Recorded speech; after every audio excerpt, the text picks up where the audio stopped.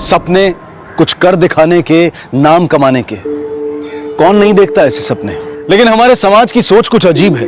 अगर कोई पुरुष अपना करियर बनाने के सपने देखे और अपनी परिवार की जिम्मेदारियों से अपना ध्यान हटाकर सिर्फ अपने करियर को ही अपनी जिंदगी बना दे, तो हम कहते हैं कि वो महत्वाकांक्षी है। लेकिन यही सपना अगर कोई औरत देखे, अपनी परिवार की जिम्मेदारियों को निभाते हुए भी आगे बढ़े, तब भी उसका अपना परिवार, उसके आसपास का समाज उसे स्वार्थी करार देने लगता है। समान अधिकार सिर्फ संविधान में ही है, जिनका कोई सम्मान नहीं करता। औरतों का दम घुटता रहता है, उनके खिलाफ जुर्म बढ़ते ही रहते हैं। Be selfish to dream. Interesting. क्या मतलब है इस बात का? इसका मतलब है कि कभी कभी इंसान को अपने सपनों को पूरा करने के लिए थोड़ा बहुत सेल्फिश होना पड़ता है। अगर आप ऐसा नहीं करते तो आप जिंदगी भर सैक्रिफाइस ही करते रह जाएंगे। अगर आपको अपनी फैमिली और ड्रीम्स के बीच में किसी एक को चूज करना पड़े, तो आप किसे चूज करेंगी? मैम, हमेशा औरत ही सैक्रिफाइस क्यों करे? अगर कल को मेरी शादी होगी तो मैं सिर्फ एक मदर या सिर्फ एक वाइफ तो नहीं होंगी। मेरी अपनी भी एक आइडेंटिटी है। Then how can I sacrifice my dream?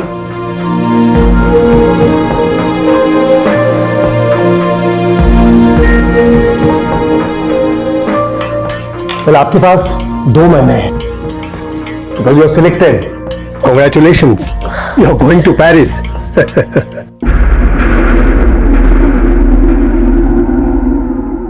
एक बेहद उत्साही लड़की के जीवन का दुखद अंत हो चुका था, जिसके सपने थे पेरिस जाने के। वो हाईवे पर एक लाश बनकर पड़ी हुई थी। कौन थी वो? क्या उसने अपने सपनों की कीमत चुकाई थी?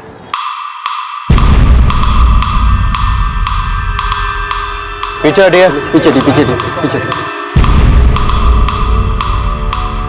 ये देखो बात, लगता है हत्या गला घोट के की गई है। ये देखिए सर, टैटू समीर और रीमा। यानी रीमा इस लड़की का नाम होगा और समीर नाम के लड़के से इसका अफेयर चल रहा होगा। सर ये देखिए, सर लगता है चादर के इस हिस्से पर कुछ था जो काटा गया। पाटिल, देखने में तो ये चादर किसी होटल या लॉज की लगती है। हो सकता है इस हिस्से पर लोगो रहा हो उस होटल या लॉज का, जिसे जानबूझकर काटा गया ताकि पता न चले कि ये चादर कहाँ की है। सब चीजों को देखकर पाटिल ये लगता है कि लड़की रीमा किसी लड़के के साथ होटल में या लॉज में रुकी होगी, जहां दोनों का आपस में झगड़ा हुआ होगा और बाद में इसकी नेकेड बॉडी को उस होटल या लॉज की चादर में लपेट के यहाँ डंप कर दिया गया। एक काम करो, आसपास के एरिया में जितने भी होटल और लॉजेज हैं पता करो इस तरह की चादर कहाँ इस्तेमाल होती है। नियर बाय एरिया के सभी पुलिस स्टेशन में इसकी फोटोग्राफ भी भेज दो। मुलुंग, माटुंगा, बिकरोली, सब जगह। हो सकता है कहीं किसी जगह पे इसकी मिसिंग कंप्लेंट दर्ज हुई हो। सर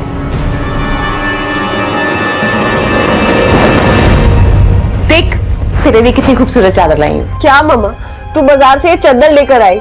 क्यों, पेरिस में चादर नहीं मिलती क्या? प्योर कॉटन ऐसी वाली कहाँ मिलेगी, इसलिए लाई हूँ।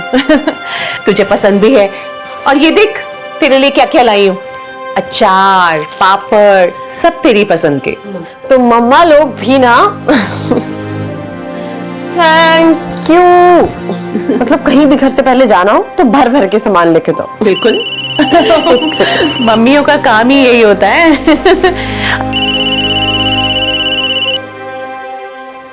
अमित, मैं कॉल बैक करती हूँ। अरे मम्मा के साथ हूँ बाबा। हेलो अमित, मेरा क्या हुआ? मेरा एक्सीडेंट हो गया। अभी फ्रेंड्स लोगों ने घर पे पहुंचाया। Please please come. व्हाट? मैं बस अभी आ रही हूँ, अभी आ रही हूँ।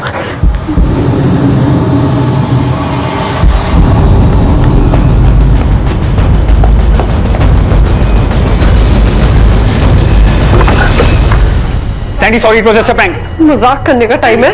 औरत के बच्चे, मैं तुम्हें छोड़, तुम रुको। जान निकल गई थी मेरी। तुम इतनी बिजी हो, मेरे लिए समय नहीं है, प्रैंक तो करना पड़ेगा। बकवास मत करो, सिर्फ 1 साल की बात है। एक बार ये इंटर्नशिप खत्म हो जाएगी तो फिर तो मैं यहीं आ जाऊंगी, फिर हम यहीं सेटल हो जाएंगे अपने। तो जितना चाहे मैं दिमाग खा लेना। चलो दिमाग बाद में खाते हैं, पहले और कुछ खा लें। अब मेरा मतलब है डिनर बाहर करते हैं। Okay, Chinese, Indian. तुम बहुत बदमाश हो। Okay okay.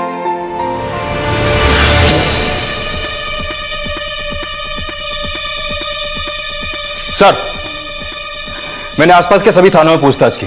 इस रीमा नाम की लड़की की कहीं भी कोई मिसिंग कंप्लेंट नहीं है। मैंने इसके फोटो भी सर्कुलेट करवा दिए हैं, लेकिन अब तक कोई मैच नहीं मिला है। पाटिल, हो सकता है इसके घर वाले इस शहर के ना हो या फिर आउट ऑफ टाउन हो। सर, इस औरत की पहचान के तौर पर हमारे पास सिर्फ ये टैटू है। सर, घाटकोपर मुलुंड थाने के आसपास जितने भी होटल्स और लॉज है, वहां पे मैंने फोटो दिखा के पूछताछ की, लेकिन लड़की को कोई नहीं पहचानता। सर, रीमा की पोस्टमार्टम रिपोर्ट आ गई है। मौत गला घोटने से हुई है और हत्या रात 7 से 8 के बीच हुई है। और पोस्टमार्टम रिपोर्ट के मुताबिक लड़की पे सेक्सुअल असॉल्ट भी नहीं हुआ। सर, अगर सेक्सुअल असॉल्ट नहीं हुआ तो लड़की की बॉडी को नेकेट करके चादर में लपेट कर रोड पे क्यों रखा गया? हमें मिसलीड करने के लिए, ताकि हम रेप के एंगल में उलझे रहें और हत्यारा साफ निकल कर चला जाए। हम जानते हैं उस लड़की को आप ही ने मारा है, सिर्फ 2 लोगों को पता है। दूसरा कौन है आप अच्छी तरह से जानते हैं, लेकिन वो बोलेगा नहीं। पैसा कब और कहां पहुंचाना है हम आपको बता देंगे। अब तक ये साफ नहीं हो पाया था कि उस युवती का नाम क्या है, और ना ही उसे कोई पहचानने वाला मिला था। किसी ने उसके खिलाफ कोई गुमशुदगी की कंप्लेंट भी दर्ज नहीं की थी। पहचान के नाम पर सिर्फ एक टैटू था उसके दाहिने हाथ पर, रीमा समीर। रहस्य बढ़ता ही जा रहा था। उसकी लाश एक चादर में लिपटी हुई मिली थी, जिस चादर का लोगो काट दिया गया था। पर आखिरकार पुलिस ने पता लगा ही लिया कि वैसी चादर किस होटल में इस्तेमाल होती थी। सचिन भामला। यस। इस लड़की को पहचानते हो? नहीं, कभी देखा नहीं। इस चादर को पहचानता भामला? हाँ सर। तेरे होटल में ही इस्तेमाल होती है ना? हाँ, इस लाश के ऊपर वही चादर लिपटी हुई थी। ये औरत तेरे होटल में ठहरी थी ना? ये मैं कैसे कह सकता हूँ। हाँ, लेकिन सर चाहे तो आप लोग सीसीटीवी फुटेज देख लीजिए, मैं अभी मंगवाता हूँ सर।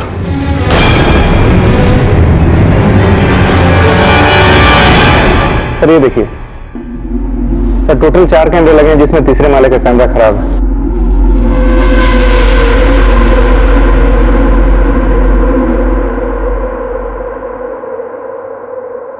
रीमा 7:30 बजे शाम को होटल आई किसी से मिलने, मिली भी, लेकिन किससे मिल रही है चेहरा दिखाई नहीं दे रहा। चेहरा पिलर के पीछे। जूम करना और जूम करो। पिलर के उस तरफ का सीसीटीवी फुटेज दिखाओ। सर उस साइड कैमरा नहीं है, इसलिए फुटेज नहीं है। सर, मैंने गेस्ट एंट्री रिकॉर्ड चेक किया, लेकिन समीर और मीरा नाम की गेस्ट की कोई एंट्री नहीं है। एंट्री क्यों नहीं है? हो सकता है रेस्टोरेंट में आई हो या किसी से मिलने आई हो सर। वो तो हमें भी दिख रहा है कि रीमा किसी से मिल रही है, लेकिन किससे मिल रही है उस आदमी का चेहरा नजर नहीं आ रहा, क्योंकि उसका चेहरा पिलर के पीछे है। पाटिल, फुटेज अपने कब्जे में लो। सर, एक काम करो, सुबह के न्यूज़पेपर में रीमा की फोटोग्राफ छपवा दो। शायद कोई हो जो रीमा को पहचानता हो। सर। रीमा की आईडी के नाम पे हमारे पास एक ही चीज है, रीमा के हाथ पे छपा रीमा और समीर नाम का टैटू। अरे गिराएंगे मुझे। मेरा वीजा लग गया, मेरी टिकट बुक हो गई, मैं चली आप देखा मामा, बस 3 साल में ना, 3 साल में मैं ऐसा नाम बनाऊंगी ना, मेरा अपना ब्रांड होगा। और आपके मेरे नाम को मिला के ना, मैं एक अच्छा सा नाम सोचूंगी। मतलब सुसान कैसा रहेगा? Sue for you, San for me. Right. Sandhya, Sandhya, Sandhya, क्या हुआ बेटा? डॉक्टर, सब ठीक है ना? ताई, कहने में थोड़ा अजीब लग रहा है, लेकिन संध्या प्रेग्नेंट है। संध्या को पेरिस जाना है, लेकिन इस कंडीशन में पॉसिबल नहीं है। अब आप लोग डिसाइड कर लीजिए कि करना क्या है।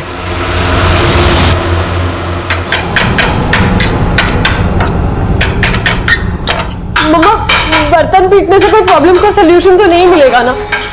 प्लीज मम्मा, थोड़ा सा शांत हो जाओ प्लीज। कैसे शांत हो जाऊं मैं? तुम्हें अच्छा लगता होगा वो अमित, पर मुझे वो बिल्कुल पसंद नहीं है।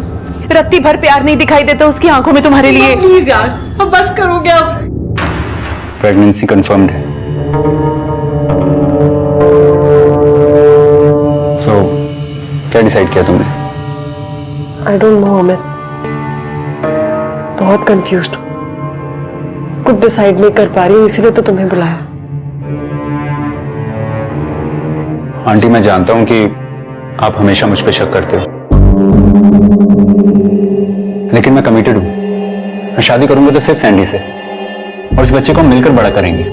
और पेरिस, इसका करियर तो गया ना खटाई में। मम्मा, अमित, लाइफ में ऐसी अपॉर्चुनिटी तुम्हारा नहीं मिलेगी। सैंडी, लाइफ में क्या प्यार से ज्यादा इंपॉर्टेंट है? करियर और ड्रीम्स। आई विश मेरे पास इसका जवाब होता अमित। ठीक है, तुम टेंशन मत लो, ये हमारा बच्चा है, मेरी भी रिस्पॉन्सिबिलिटी है। आई प्रॉमिस, मैं बच्चे के लिए अपनी जॉब छोड़ दूंगा।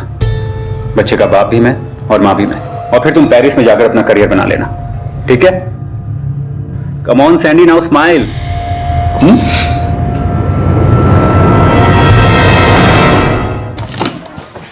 सर, मैंने येलो लीफ के मैनेजर से पूछताछ की।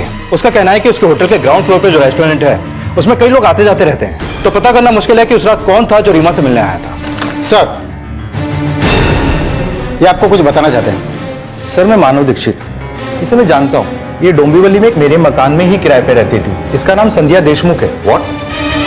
संध्या? हाँ सर, संध्या थाने में एक एक्सपोर्ट हाउस में काम करती थी। इसका परमानेंट एड्रेस पुणे का था। इसका डिवोर्स भी हो चुका है। इसकी एक बेटी भी है। ये 2 साल से मेरे मकान में किराए पे रह रही है, और कुछ दिन पहले इसकी माँ भी आई थी इसके साथ में रहने के लिए। ठीक है, अपने घर का एड्रेस जहां ये संध्या रहा करती थी वो लिखवा दो इन्हें। ठीक है सर।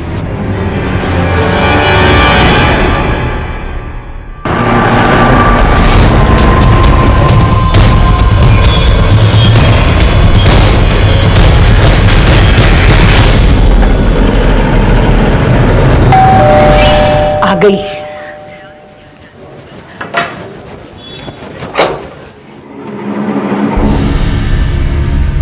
नानी, नानी, पुलिस अंकल क्यों आए? मम्मा क्यों नहीं आई? मम्मा काम से गई ना बेटा, आ जाएगी। आप अंदर चलो, मैं अंकल से बात कर लूं।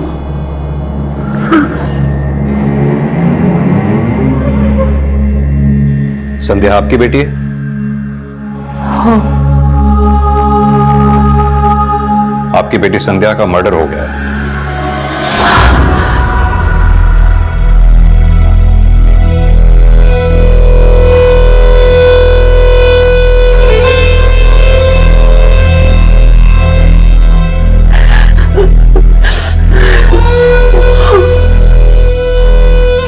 अब ठीक है आप? संध्या को आखिरी बार कब देखा था आपने? 2 दिन पहले मैं अनन्या को लेके पुणे जा रही थी। मम्मा, मैं बाहर जा रही हूँ, क्लाइंट के साथ मीटिंग है, मेरे डिजाइन के सैंपल्स देखने हैं। हम भी रात तक पुणे पहुंच जाएंगे, बस तुम मुझे बीच बीच में फोन करती रहना। हाँ मम्मा, मैं आपको फोन कर दूंगी, पर अगर मैं फोन ना करूँ तो प्लीज आप टेंशन मत लेना। आपको तो इस फील्ड का पता है ना, एक बार काम शुरू हो जाए तो मरने की भी फुर्सत नहीं। बस मम्मा प्रे करो कि ये प्रोजेक्ट मिल जाए, फिर लाइफ में पीछे मुड़ के नहीं देखूंगी। चलो बाय। Love you. नानी को तंग मत करना, ध्यान से जाना। हाँ, ऑल द बेस्ट बोल दो मम्मा को। All the best. I love you. Sandhya किससे मिलने जा रही थी? कुछ बताया था संध्या ने आपको? नहीं। अच्छा, एक बात बताइए, इन दिनों संध्या से मिलने घर पे कोई आता जाता था? कुछ दिन पहले उसका हस्बैंड आया था, अमित देशमुख। तलाक का केस चल रहा है दोनों में। मैं तो खुद तुमसे छुटकारा पाना चाहती हूँ। तो देर क्यों कर रही हो? लो, कर दो साइन। ये 1 साइडेड डिवोर्स पेपर्स। बच्ची को अकेले पाल रही हूँ, तुम्हारी कोई जिम्मेदारी नहीं बनती उस पर। तो बच्ची मुझे सौंप दो। उसकी भी जिंदगी बर्बाद करनी है, जैसे मेरी जिंदगी बर्बाद करी। एलिमनी तो तुम्हें देनी पड़ेगी, और जितनी मैंने डिमांड करी है ना, उतनी ही देनी पड़ेगी। देख, तू मुझे ज्यादा गुस्सा मत दिला, नहीं तो सारा मामला ना कोर्ट के बाहर सेटल करूंगा। धमकी देके चला गया था संध्या को। दोनों के बीच तलाक का केस चलने की कोई खास वजह? अमित का अफेयर चल रहा था किसी से। अमित संध्या के पीछे पड़ा था कि 10-15 हजार एलिमनी लेके उसका पीछा छोड़ दे। नर्क बना के रखी थी उसकी जिंदगी उसने। उसी ने मारा होगा मेरी बच्ची को। बुरा मत मानिएगा, संध्या के यहां आने के बाद उसका किसी से अफेयर या दोस्ती? हाँ। किसके साथ? नाम नहीं बताया उसने। कुछ दिन पहले मुझे बुलाया यहाँ, बोली किसी से मिलवाना है, बहुत अच्छा आदमी है, अनन्या को भी एक्सेप्ट कर रहा है। बहुत खुश थी वो, अपनी जिंदगी की नई शुरुआत करना चाहती थी। आपने कभी संध्या के मुंह से समीर नाम का जिक्र सुना? नहीं तो। एक बात बताइए, संध्या को घर में रीमा नाम से भी बुलाते थे क्या आप लोग? नहीं, उसके दोस्त लोग उसे सैंडी बुलाते थे। आपकी बेटी के दाहिने हाथ पर एक टैटू बना दिखा हमें, जिसपे रीमा और समीर लिखा हुआ था। हाँ, कुछ दिन पहले मैंने देखा था उसके हाथ पे। वो रेड वाला बैग देना प्लीज। ये क्या है? क्या लिखा है अपने हाथ पे? सीक्रेट है, बाद में बताऊंगी। आप हमें अमित का फोन नंबर और एड्रेस दीजिए, और साथ में संध्या का भी फोन नंबर दीजिए। बट एक बड़ी अजीब सी बात है, लड़की का नाम संध्या, दोस्त उसे सैंडी नाम से बुलाते थे, और उसके हाथ पर टैटू है रीमा और समीर के नाम का। अब ये टैटू ही हमें इस गुत्थी को सुलझाने में मदद करेगा। फिलहाल इस केस में हमारे दो ही प्राइम सस्पेक्ट्स हैं, एक समीर, दूसरा ये अमित देशमुख।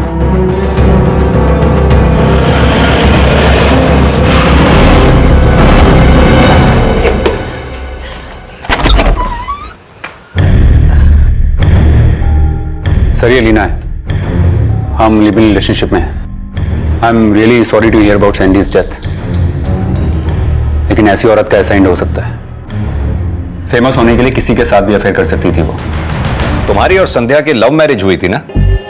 जी सर। अच्छा, संध्या की मां कह रही थी कि तुमने संध्या को धमकी दी थी। धमकी नहीं सर, सिर्फ गुस्से में बात की थी। देखिए सर, मैं डिवोर्स चाहता था, अब मैं लीना के साथ सेटल होना चाहता हूँ। सर उसको 1 लाख रुपए एलिमनी चाहिए थी, मेरी तनख्वाह सिर्फ 1.25 लाख है। अगर मैं उसको 1 लाख दूंगा तो मैं क्या खाऊंगा? कहीं आप मुझ पे तो शक नहीं कर रहे? संध्या के हाथ पे रीमा और समीर के नाम का एक टैटू था, क्या जानते हो इस बारे में? नहीं सर, ये तो मैं पहली बार देख रहा हूं। डिजाइनर थी, पड़ गई होगी किसी के प्यार में, करा लिया होगा किसी के नाम का टैटू। पता नहीं कितने लोगों के साथ अफेयर था उसका।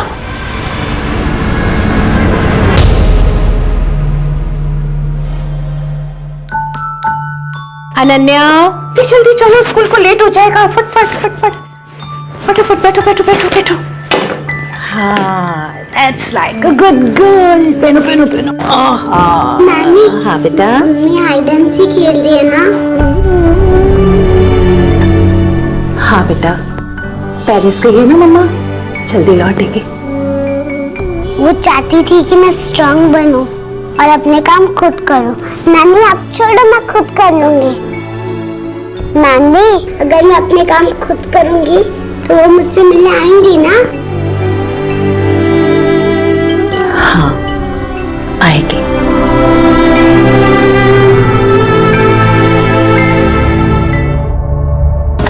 सर, ये संध्या के कॉल रिकॉर्ड। इस कॉल रिकॉर्ड में एक नंबर ऐसा है जिससे संध्या अक्सर टच में थी। ये नंबर मोहसिन अली का है सर, जो एक फैशन डिजाइनर है, हाई सोसाइटी वाला है। पिछले 6 महीने से ये दोनों मिल रहे थे सर। बुलाओ इस मोहसिन अली को। सर। सर, संध्या और मैं कॉलेज के दिनों से एक दूसरे को जानते हैं, एक दूसरे के अच्छे दोस्त भी थे। मैंने तब भी फाइनल एग्जाम्स के बाद उसकी हेल्प की थी, एक एप्लीकेशन फॉर्म भरने में और पेरिस इंटर्नशिप के लिए भी। लेकिन फिर बाद में सुनने में आया कि उसने शादी वादी कर ली, फिर सारे कॉन्टैक्ट्स ही खत्म हो गए, उसने इंडस्ट्री ही छोड़ दी। अभी 1 साल पहले उसने मुझे फिर से कॉन्टैक्ट किया था। मैं तो पहले से ही जानता था कि अमित से शादी करने का तुम्हारा फैसला बहुत ही गलत डिसीजन था, लेकिन उस वक्त तुम मेरी बात कहाँ सुनने वाली थी। छोड़ो ना मोहसिन, मैं अपना पास्ट तो बदल नहीं सकती, पर तो ऑल टाइम से क्या तुम मेरी हेल्प करोगे? Tell me, how can I help you? Fashion industry में वापस आना चाहती हूँ। ओके। और तुमसे अच्छा नेटवर्कर तो मुझे मिल नहीं सकता। मैंने संध्या की एक फैशन डिजाइनिंग कंपनी से मीटिंग फिक्स करवाई, पर वो आई नहीं। मैंने जब फोन किया तो कहने लगी, सॉरी मोहसिन, मैं तुमसे अभी नहीं मिल सकती। वो क्या है, अमित मेरे खिलाफ सबूत ढूंढ रहा है। मुझे कैरेक्टरलेस साबित करके वो अपनी एलिमनी के पैसे बचाना चाहता है। और ऐसे में अगर मैं तुमसे मिली तो मैं नहीं चाहती कि वो तुम्हारे और मेरे मिलने पर फिर से कोई नई कहानी गढ़कर उसे कोर्ट में पेश कर दे। अपनी पत्नी की जासूसी कर रहा था? जी सर। मोहसिन, हमें संध्या के हाथ पर ये एक टैटू दिखा जिसमें समीर और रीमा लिखा हुआ था। क्या जानते हो तुम इस बारे में? मैं क्या कह सकता हूं sir, I have no idea. बस खले सर मार क्यों रहे सर? क्या तरीका है सर ये? यही तरीका है हमारा। अब तू बैठ के आराम से बताएगा या हम अपने तरीके से पूछें? सर मैं बताता हूं सर। बता।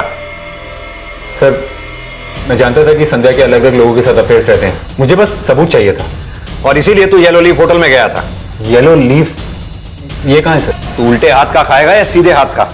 सर ट्रस्ट नहीं, मुझे तो पता भी नहीं इस नाम का कोई होटल भी है। सर एक मिनट। सर ये अमित के कॉल मर्डर वाली रात इसकी फोन की लोकेशन येलो लीफ होटल की नहीं थी। एक बात बता, किस पे शक है तेरा? तेरी बीवी का किसके साथ अफेयर था? एक हो तो बताऊं सर, हो सकता संजीव त्रिपाठी हो जिसकी कंपनी में वो काम करती थी, या फिर वो उसके कॉलेज का यार मोहसिन अली, पुराना आशिक है। इस अमित को जाने दो, इसे हम ज्यादा देर तक डिटेन करके नहीं रख सकते, लेकिन इस पर नजर रखना। इस केस में प्राइम सस्पेक्ट कभी भी हमारा यही है। और हाँ, संजीव त्रिपाठी और मोहसिन अली दोनों के कॉल रिकॉर्ड्स निकलवाओ, पता करो उस रात ये येलो लीफ होटल में थे या नहीं। Sir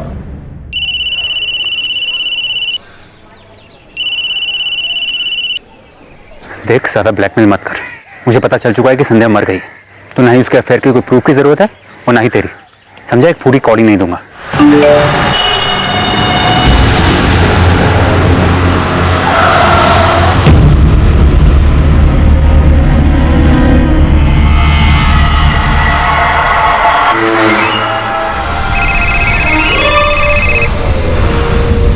hello.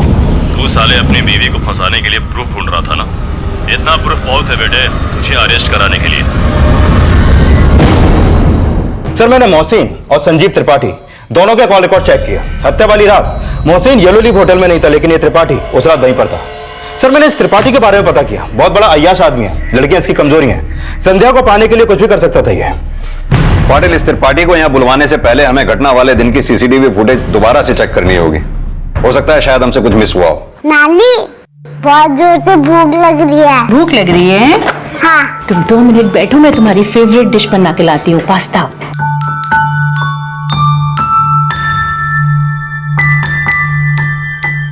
ये यमी पास्ता कौन खाएगा?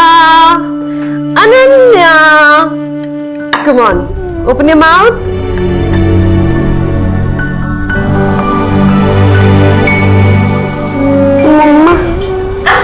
हमारी अनन्या की फेवरेट डिश पास्ता।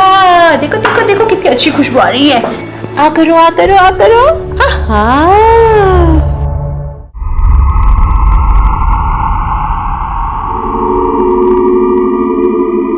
ये त्रिपाठी है ना? हाँ सर। टाइम क्या लिखा है? 7 बजे।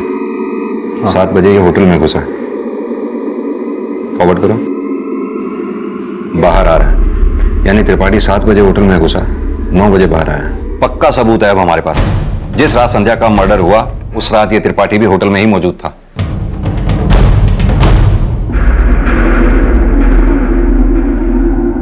जिस रात संध्या का मर्डर हुआ उस रात तुम भी येलो लीफ होटल में मौजूद थे, इस बात का सबूत है हमारे पास। हाँ मैं होटल में था, लेकिन संध्या के मर्डर में मेरा कोई हाथ नहीं है। संध्या के मर्डर में तुम्हारा हाथ होने की तो बात ही नहीं की मैंने। लेकिन आपकी बात का मतलब तो वही था। चलो मतलब की बात पे आते हैं। तुम्हारे ऑफिस में सब जानते हैं कि खूबसूरत लड़कियों में कितनी दिलचस्पी है तुम्हारी। संध्या की खूबसूरती पर लट्टू होकर ही उसको नौकरी दी थी ना तुमने?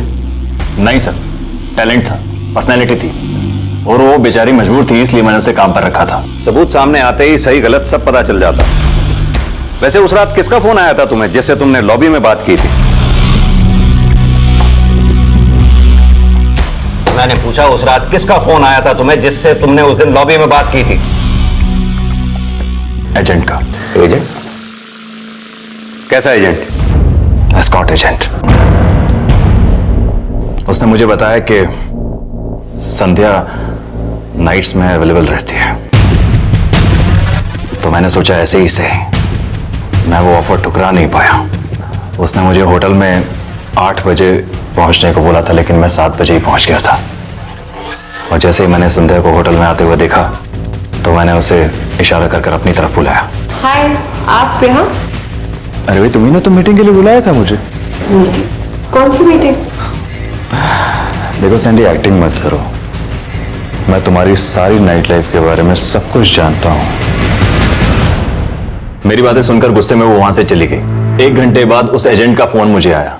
उसने मुझे बोला कि टाइम से पहले पहुंचकर तुमने गड़बड़ कर दी है, अब संध्या तुमसे नहीं मिलना चाहती है। मेरा दिमाग खराब हो गया था। मैंने 2-3 पैग लगाए वहां पर और मैं वहां से चला गया। उस एजेंट का नंबर तो होगा ही तुम्हारे पास? हाँ, ये नंबर था उसका। हमें संध्या के हाथ पर यह टैटू खुदा दिखा था जिस पे समीर और रीमा लिखा हुआ। क्या जानते हो इस बारे में? बस इतना ही जानता हूं कि ये टैटू मैंने भी देखा था, लेकिन संध्या की पर्सनल लाइफ के बारे में मैं कुछ नहीं जानता। अब मैं जा सकता हूं?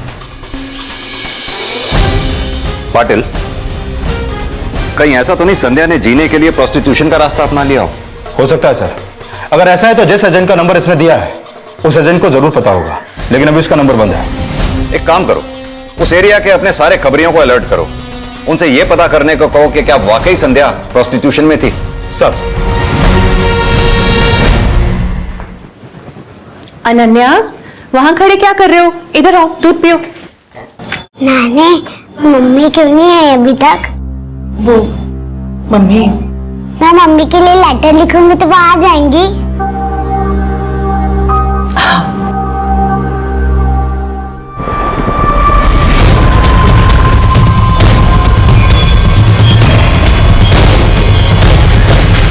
साहब, इस एरिया में कम से कम 10 रीमा और 5 संडे है। ये इस धंधे में नहीं साहब, गारंटी है साहब। वो युवती जिसका नाम संध्या था, पर अब भी उसके हाथ पर रीमा नाम के टैटू का रहस्य नहीं खुल पाया था। आखिरी बार उसे जिस होटल में देखा गया था वहां से भी अभी तक कोई जानकारी नहीं मिली थी। और ऐसे में पुलिस के सामने खबर आई कि एक और लाश मिली है विक्रोली के किसी फ्लैट में। सर, ये तो वही आदमी है, येलो लीफ होटल वाला, जिसने हमें सीसीटीवी फुटेज दिया था। सर ये देखिए सर, टोटल 4 कैमरे लगे हैं जिसमें तीसरे माले का कैमरा खराब है। पाटिल, जिस तरह से सामान टूटा फूटा पड़ा है, हालात देख के तो यही लगता है कि इसके हत्यारे से हाथापाई हुई है। एविडेंस कलेक्ट करो, बॉडी को पोस्टमार्टम के लिए भेजो। सर। आप इनके पड़ोस में रहते हैं? जी सर। हितेन यहाँ अकेला रहा करता था? जी। आपने देखा किसी को यहाँ आते जाते? जी नहीं सर। सर, सर संध्या की लाश हमें येलो लीफ होटल के चादर में लिपटी हुई मिली थी। वो मर्डर वाली रात वो उसी होटल में थी। और ये आदमी जिसका मर्डर हुआ है वो भी येलो लीफ होटल में काम करता था। सर, अंदर ये लैपटॉप मिला है। ये लैपटॉप अच्छी तरह से चेक करो और हितेन के कॉल रिकॉर्ड्स निकलवाओ। सर। अनन्या, चलो बेटा, खाना खाएंगे। नानी, मैंने मम्मा के लिए एक लेटर लिखा है, पढ़ के सुनाऊं?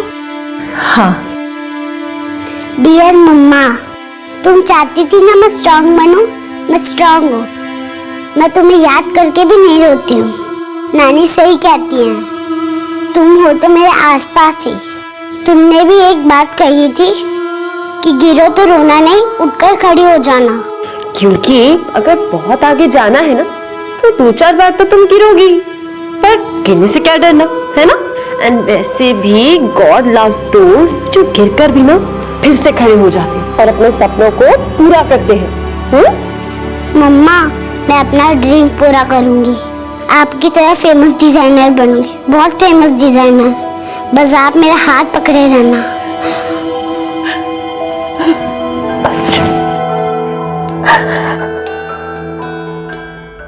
सर, हितेन के लैपटॉप में कुछ मिला है, ये देखिए।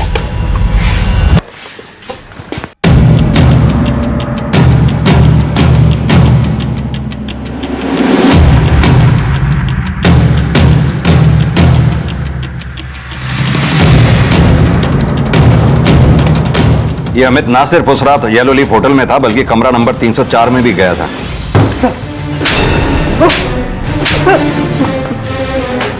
उस रात तो येलो लीफ होटल गया था ना? तूने हितेन और संध्या का मर्डर किया है ना? देख, अब अगर झूठ बोला तो सर, मैंने कुछ नहीं किया सर। फिर झूठ? नहीं सर, मैं सच बोल रहा हूँ। मैं संध्या से सिर्फ छुटकारा चाहता था। बहुत कोशिश की कि मामला सेटल हो जाए, लेकिन वो 1 लाख की एलिमनी से कम मान ही नहीं रही थी। सर मुझे पता था कि संध्या अपने करियर के लिए अलग अलग लोगों से मिलती है।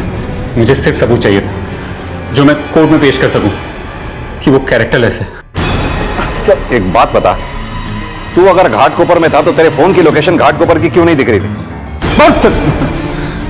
सर मेरे पास एक और फोन है सर, जिसका नंबर मैंने किसी को भी नहीं दे रखा, अपनी गर्लफ्रेंड को भी नहीं। मेरे पास किसी का फोन आया था सर, उस आदमी ने मुझसे कहा कि वो फोटोग्राफ दिलवा सकता है संध्या के किसी और इंसान के साथ बेड में, और सर उसके लिए उसने मुझसे 10 लाख रुपए मांगे थे। किसका फोन आया था? सर ये तो पता नहीं, हर बार किसी नए लैंडलाइन से फोन करता था सर, उस दिन उसी का फोन आया था। सबूत चाहिए तो आज रात 8 बजे होटल एलोलित घाटकोपर आ जाना, वो वहाँ किसी से मिलने वाली है। और सुन, पीछे से आना और सीधा 3rd फ्लोर पे 304 में आ जाना। और फिर सर मैंने वही किया, होटल के बैकडोर से एंट्री की और सीधा 3rd फ्लोर पे गया, लेकिन सर कुछ फायदा नहीं हुआ। मैं संध्या को नहीं पकड़ पाया, वापस आ गया। फिर सर मुझे किसी का कॉल आया और मुझे ब्लैकमेल कर रहा था कि उसके पास वीडियो है कि उस रात में उसी होटल में था, और फिर रेगुलरली मुझे वो ब्लैकमेल करता रहा सर। हमें जो सीसीटीवी फुटेज दिखाई गई उसमें अमित की एंट्री नहीं देखी, लेकिन ये हितेन यादव के लैपटॉप से जो हमें फुटेज मिली उसमें सिर्फ अमित की ही एंट्री थी। सर मैंने उस फुटेज का टाइमलाइन चेक किया, जल्दबाजी में उस फुटेज को एडिट किया गया। हो सकता है हमें मिसलीड करने के लिए। पाटिल कहीं ऐसा तो नहीं इस अमित को फंसाया जा रहा हो? लेकिन सर ऐसा कर कौन सकता है? समीर। अब सवाल ये उठता है कि ये समीर है कौन? वो संजीव त्रिपाठी ने जो एजेंट का नंबर दिया था उसके बारे में कुछ पता चला? हाँ सर, वो नंबर किसी फेक आईडी पे लिया गया था जो भी परमानेंटली बंद है। सर अक्सर ये एजेंट अपने नंबर बदलते रहते हैं। अच्छा सर, ये अमित का क्या करना है? इसे अभी जाने मत दो, ये अभी भी हमारे रडार पे है। इसके दूसरे नंबर्स के भी कॉल डिटेल निकालो। Okay sir. सर हमें बताया गया था कि उस होटल के 3rd फ्लोर का सीसीटीवी बंद था। सर टोटल 4 कैमरे लगे हैं, जिसमें तीसरे माले का कैमरा खराब है। लेकिन वो बंद नहीं, चालू था। तभी तो हमें अमित का रूम नंबर 304 में जाने का फुटेज मिला। सर इसका मतलब ये मैनेजर भामला हमसे झूठ बोल रहा था। सर मैंने हितेन यादव की कॉल रिकॉर्ड चेक की, कुछ खास तो नहीं मिला, लेकिन हत्या वाले दिन मैनेजर भामला और हितेन के बीच में बहुत सारी बातें हुई थी, हर 5 मिनट में एक बार। ये मैनेजर सचिन भामला और हितेन यादव शुरू से ही हमसे एविडेंस छिपा रहे थे। उन्होंने जो हमें सीसीटीवी फुटेज दिखाई उसमें अमित की एंट्री नहीं थी, लेकिन उसी फुटेज से उन्होंने अमित को ब्लैकमेल किया। पाटिल कहीं ऐसा तो नहीं ये सारी प्लानिंग इस मैनेजर सचिन भामला की हो? हितेन यादव ने सचिन भामला को डबल क्रॉस किया हो और भामला ने हितेन को ही रास्ते से हटा दिया हो। सर बैकडोर से एंट्री, तीसरे फ्लोर पे कैमरा बंद, इन सबके पीछे तू ही मास्टरमाइंड है ना? तूने ही हितेन और संध्या का मर्डर किया है ना? देख अब झूठ बोलने से कोई फायदा नहीं। सर हम लोग कस्टमर, लड़कियां और उनके दलालों को बैकडोर से एंट्री देते थे, और जो कस्टमर सिर्फ 2-3 घंटे के लिए आते थे सर, हम लोग उनके एंट्री रजिस्टर में नहीं करते थे। सर 3rd फ्लोर उसी के लिए रखा हुआ था। हितेन भी इसमें मेरे साथ शामिल था। हम दोनों अच्छा खासा कमा लेते थे सर। उस रात 7:30 बजे संध्या रूम नंबर 304 में गई थी। उस वक्त उसके साथ कोई नहीं था सर। फिर बाद में अमित 8 बजे उसके रूम में गया था सर, उसी ने संध्या को मारा होगा। उन दोनों के पास कमरा नंबर 304 की चाबी आई कहां से? एक बात तो तय है, उस कमरे में पहले से ही कोई मौजूद था। देख मामला साफ साफ बता दे, किसने संध्या का मर्डर किया और लाश किसने ठिकाने लगाई? नहीं पता सर, हो सकता है कि हितेन ने कोई अलग से डील की होगी। 3rd फ्लोर की सारी फुटेज हितेन अलग फोल्डर में रखता था सर। ये मैनेजर सचिन अभी भी हमें सच नहीं बता रहा है। कोई तो था उस कमरा नंबर 304 में। ये अमित भी तो उस कमरे में गया था और फिर वापस आ गया। हो सकता है इस अमित के हाथों ही संध्या का मर्डर हुआ हो और इसी ने संध्या की लाश को सड़क पर फेंक दिया हो। सर हितेन की पोस्टमार्टम रिपोर्ट, हत्या करीब रात को 11 बजे गला घोट के की गई। पाटिल कहीं ऐसा तो नहीं ये संध्या और हितेन दोनों का हत्यारा एक ही हो? अमित की कॉल डिटेल से कुछ पता चला? हाँ सर, मर्डर लोकेशन से उसके दोनों फोन की लोकेशन मैच नहीं करती है, और जिस रात हितेन का मर्डर हुआ उस रात अमित अपनी गर्लफ्रेंड के साथ ही था। सर हो सकता है इस मर्डर में उसकी गर्लफ्रेंड भी शामिल हो। पाटिल लगता है अब अमित की गर्लफ्रेंड से मिलना ही पड़ेगा, क्योंकि अमित जितना स्मार्ट है हो सकता है उसकी गर्लफ्रेंड उतनी स्मार्ट ना हो। ज्यादा देर तक हमसे सच छुपा नहीं पाएगी वो।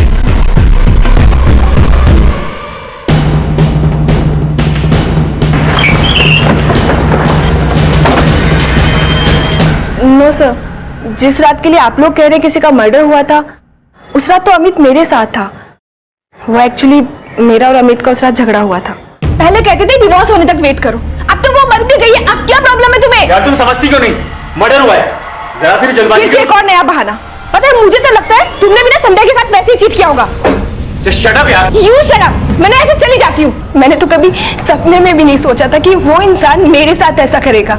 संध्या के नए नए बॉयफ्रेंड्स का रोना रोककर उसने मुझे अपने चक्कर में फंसा लिया। एक बात बताओ, तुम किसी रीमा और समीर को जानती हो? रीमा और समीर?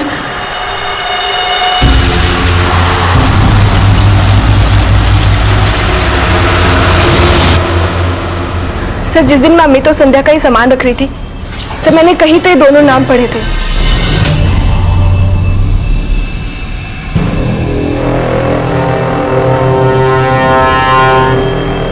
पाटिल, किसी प्ले की स्क्रिप्ट लगती है। ये स्क्रिप्ट संध्या की है? हाँ सर, ये सारा सामान संध्या का ही है।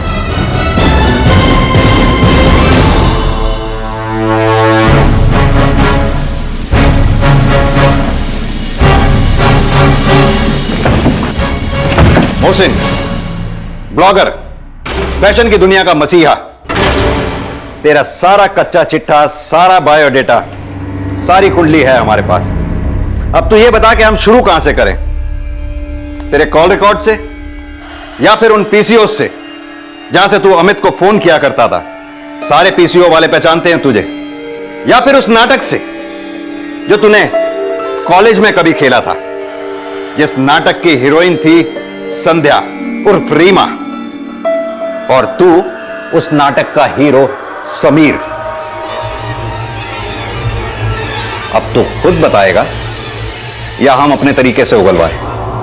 मैं मानता हूं सर, मैंने कभी संध्या से प्यार किया था, लेकिन वो पुरानी बात हो गई। उसने उस वक्त मुझे नहीं अमित को चुना था, किस्सा खत्म। लेकिन वो फिर लौटा है मेरी जिंदगी में, और अभी 1 महीना पहले अपने हाथ में टैटू भी करवा लिया। ये क्या है? समीर रीमा मतलब? मोहसिन, हमारे कॉलेज प्ले के फेवरेट और most romantic couple Sameer and Reema. Play का नाम क्या था? Finally Reema meet Sameer. Exactly, finally Reema meet Sameer. तो मैंने सोचा क्यों ना हमारे रिलेशनशिप की तरह कैरेक्टर्स भी परमानेंट कर दूं। उसे लगने लगा था नाटक का वो रोमांटिक पेयर, यानी कि मैं और वो सिर्फ एक दूसरे के लिए बने हैं। वो सच्चाई भूल गई थी कि जिंदगी कितनी आगे बढ़ चुकी है, और एक बच्ची है उसकी। तूने संध्या को झांसे में रखा होगा, तभी तो संध्या की उम्मीद जगी होगी ना। खूबसूरत थी वो। मैंने भी सोचा अगर एक रिश्ता यूं ही चलता रहेगा अलग तो ठीक है। और तू संध्या का फिजिकली इस्तेमाल करता रहे। मैं सर संध्या को सब कुछ समझाने वाला था कि शादी वादी कुछ नहीं हो सकती, लेकिन सबसे पहले अपनी मम्मी को यहां बुला के ले आई मुझसे मिलवाने के लिए। Guess what, मोहसिन, मम्मा यहाँ आ चुकी है और इस वीकेंड पर मम्मा को मैं तुमसे मिलाऊंगी। And I'm very sure mamma is going to be so happy. मैं फंस गया था सर, मेरा कोई इरादा नहीं था शादी करने का, लेकिन वो पीछे ही पड़ गई थी। मम्मी से मिलना है, शादी करनी है, घर बसाना है। फिर मैंने भी एक प्लान बनाया उससे अपना पीछा छुड़वाने का। उसने कभी मुझसे शेयर किया था कि ये त्रिपाठी भी ना जब देखो मुझे घूरता रहता है। ये तो पता था अमित अब भी संध्या पर नजर रखता था और उसका पीछा भी करता था। मैंने सोचा संजीव त्रिपाठी और अमित दोनों का इस्तेमाल करूंगा। मैंने संजीव त्रिपाठी को एक एस्कॉर्ट एजेंट बनके फोन किया और कह दिया कि संध्या रेडी है, एक बहुत बड़ा क्लाइंट है, तुम्हारी तो लाइफ बन जाएगी, and then we can think of marriage. या कहाँ है? Hotel yellow leaf, room number 304 में ठहरा है। एंड बाय द वे मैं भी 8 बजे वहीं मिलने वाला हूं। ओके? और उधर अमित को भी घेर लिया, उसको बोला कि प्रूफ दूंगा। आखिर प्लान क्या था तेरा? सोचा था वो कमरे में आएगी और मैं किसी बहाने से उसको नींद की गोली दे दूंगा, और फिर संजीव कमरे में आएगा और ऐश कर लेगा। तब अमित अंदर आकर उनकी फोटोज ले लेगा और वो मेरी जिंदगी से आउट, और मुझे दोनों से कैश मिल जाएगा। मैं नहीं चाहता था कि अमित मुझे देख ले, क्योंकि वो मुझे पहचान जाता, लेकिन सारी गड़बड़ उस संजीव ने कर दी। गधा वक्त से पहले ही पहुंच गया। मैं तुम्हारी सारी नाइट लाइफ के बारे में सब कुछ जानता हूँ। संध्या बेवकूफ नहीं थी, सब समझ गई। क्यों?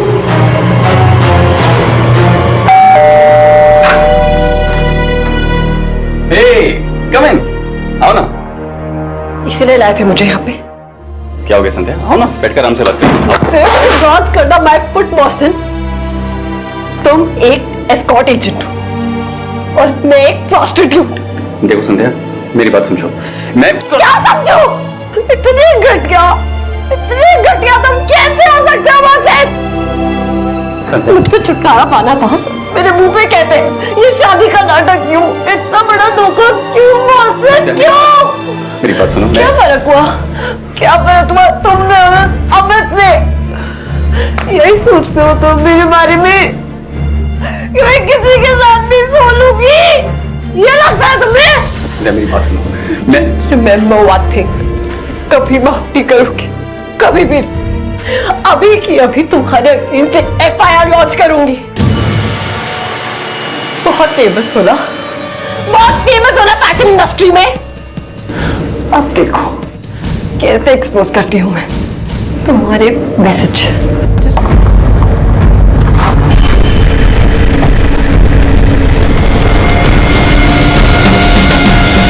पर मेरा नसीब ही खराब था। हितेन यादव ने सीसीटीवी में सब कुछ कैप्चर कर लिया और उसके बाद हितेन ने मुझे ब्लैकमेल करना शुरू कर दिया। फिर मैं एक दिन हितेन के घर गया। आइए आइए, हमको मालूम था आप जरूर आएंगे।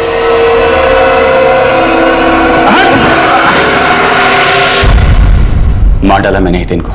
फिर उसका लैपटॉप देखा, उसके 3rd फ्लोर वाले सीसीटीवी कैमरे की फुटेज से मेरा फुटेज डिलीट किया और अमित का वीडियो कॉपी कर लिया और एक फेक आईडी से अमित को ईमेल कर दिया। फिर वो सब ब्लैकमेल करने का नाटक, आप सबको मिसलीड करने के लिए। हमें मिसलीड करते करते तेरी खुद की लाइफ मिसलीड हो गई।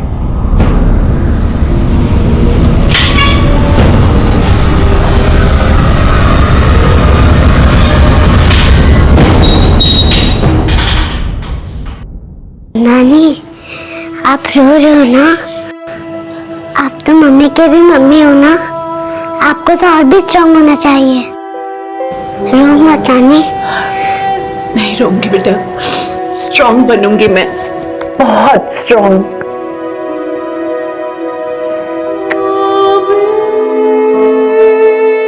एक माँ को सपने देखने की सजा मिल चुकी थी और आज उसकी बेटी अपनी माँ के सपने पूरे करने की चाह रखती है।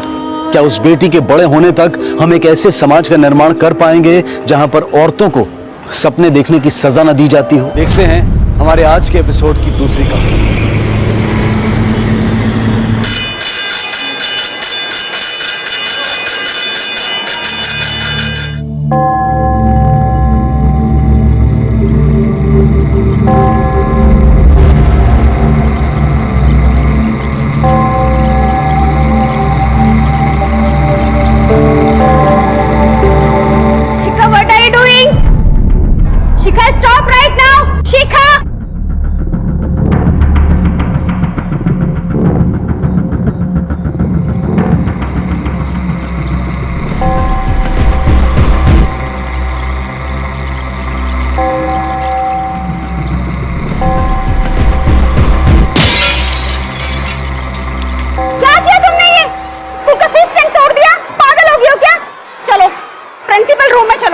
मुश्किल से मैं 10 फीट दूर खड़ी हुई थी। 5 बार मैंने उसको रोका भी कि मत करो। और मैम ऐसा नहीं है कि उसने मुझे सुना नहीं है, उसने मेरी बात सुनी, मेरी तरफ देखा भी और उसके बावजूद ये सब। शिखा क्या है ये सब? हाँ, इतनी बदमाशियां करता है कोई? ये सिखाया मैंने तुझे? देखिए ये आज की बात नहीं है, पहले भी 2 से 3 बार इसकी कंप्लेन आ चुकी है और ये लास्ट वार्निंग है। अगली बार मैं इसे सीधा सस्पेंड कर दूंगी। नहीं नहीं, अब माफ कर दीजिए, छोटी बच्ची समझकर। चल।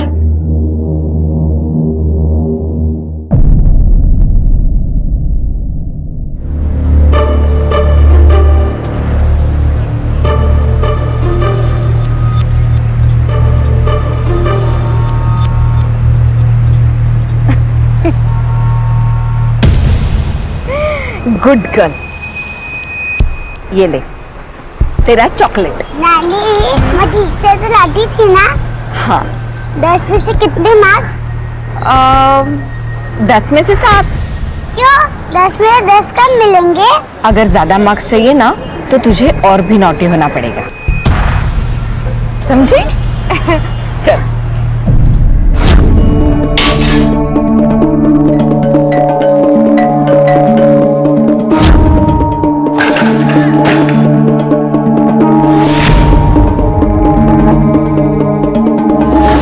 कोई मेंटल प्रॉब्लम है इसे?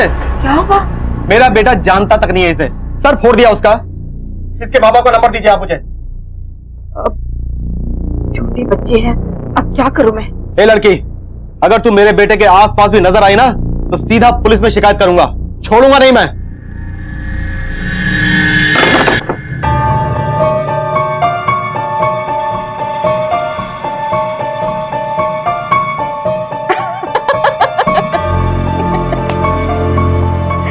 आज तूने 10 में से 9 नंबर वाला काम किया है। और नानी 10 में से 10 कब मिलेंगे?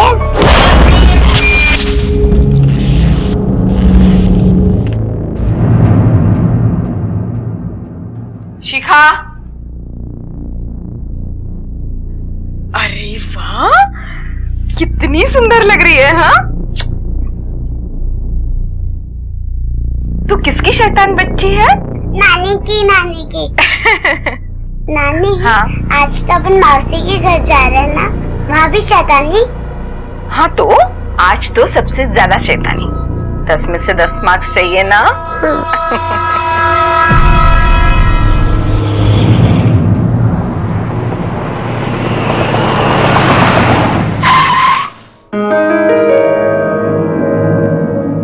अरे माँ, लेट हो गया, अंदर नहीं आओगी? नहीं, मैं जा रही हूँ।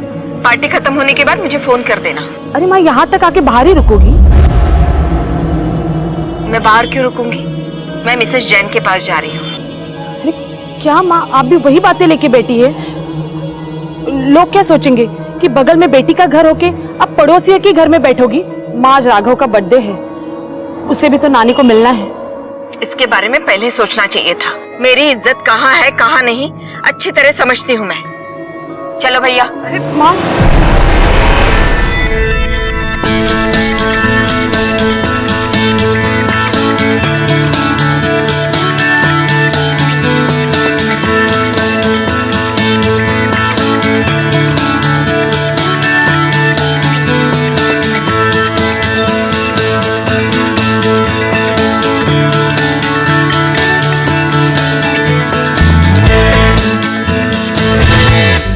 अगर ज्यादा मार्क्स चाहिए ना तो तुझे और भी नॉटी होना पड़ेगा।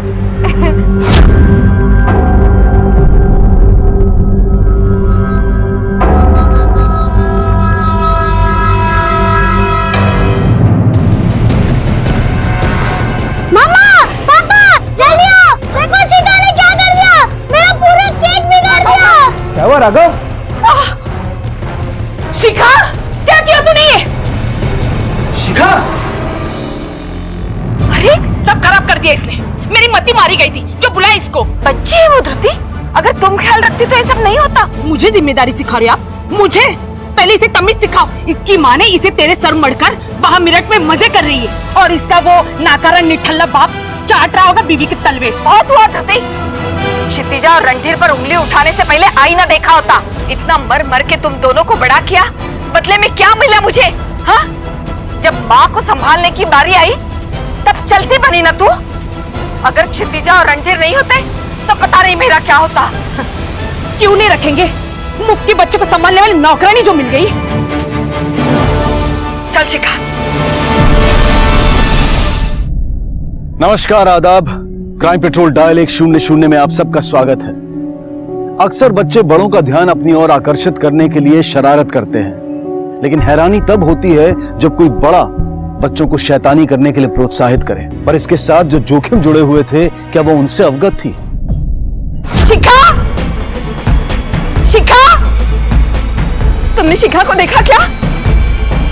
मीना, मीना, तुमने शिखा को देखा क्या? नहीं, क्या हुआ गरिमा जी? शिखा मिल नहीं रही है। मिल नहीं रही? कहाँ चली गई? कहीं खो गई। भगवान। शिखा, वक्त क्या हो रहा था उसने? दोपहर के 2-2:30 बज रहे होंगे। 2-2:30 और अब रिपोर्ट लिखवाने अभी आ रहा है? सर एक्चुअली इनकी गलती नहीं है, मैंने ही मना किया था। मुझे लगा हम दोनों साथ में पुलिस स्टेशन आएंगे। जैसे ही मैं मेरठ से वापस आया हम आपके पास आ गए। घर में कुछ प्रॉब्लम थी? बच्चे किसी चीज से परेशान हो? वो चाहती थी कि उसके माँ बाप लौट आए। मैंने इन्हें फोन करके कई बार आने को भी कहा था। क्षितिजा, मैं समझ रही हूँ तेरी बात, लेकिन करे तो क्या करे बता? मैंने पहले भी तुम दोनों से कहा था ना कि बच्ची को अपने से दूर मत करो। हाँ माँ, मैं समझती हूँ, लेकिन आप भी समझो ना, मेरी नौकरी है यार, मुझे छुट्टी नहीं मिल सकती माँ। जब से तुम्हें मेरठ में नौकरी मिली है तब से तुम अपनी बेटी को भूल गई हो। माँ आप जरा संभाल लो वहां पे, मैं आपको बाद में फोन करती हूँ। हाँ हाँ मैं करती हूँ। और आपको ये सब पता था कि बच्ची के साथ ये सब हो रहा है? मम्मी जी ने हमें बताया था, लेकिन हमने ये बात कभी सीरियसली ली नहीं। सीरियस लेते तो शायद ये सब नहीं होता। वैसे शिखा की मां कहाँ है? उसके ऑफिस में कुछ काम था, वो रास्ते में है। ठीक है, आप लोग जा सकते हैं। सर ये रहा बच्ची का फोटो। सर कहीं ऐसा तो नहीं कि बच्ची माँ बाप का अटेंशन पाने के लिए घर से निकली हो और फिर कहीं दूर जाकर रास्ता भटक गई हो? नीरज, ये भी हो सकता है कि ये बच्ची किसी गलत हाथों में पड़ गई। इससे पहले कि ये बच्ची ज्यादा दूर जाए, मैं जल्द से जल्द एक्शन लेना होगा। हो सकता है कि बच्ची ने मेरठ की तरफ जाने की सोची हो। एक काम करो, मेरठ की तरफ जाने वाले जितने भी बसें, ट्रेन वगैरह है, सबको स्कैन करो। स्पेशली ये जो टोल नाकों का सीसीटीवी फुटेज होता है वो चेक करो। और एक काम करो, ये फोटो मेरठ के थानों में और रेलवे पुलिस फोर्स में भी भिजवा दो। ओके।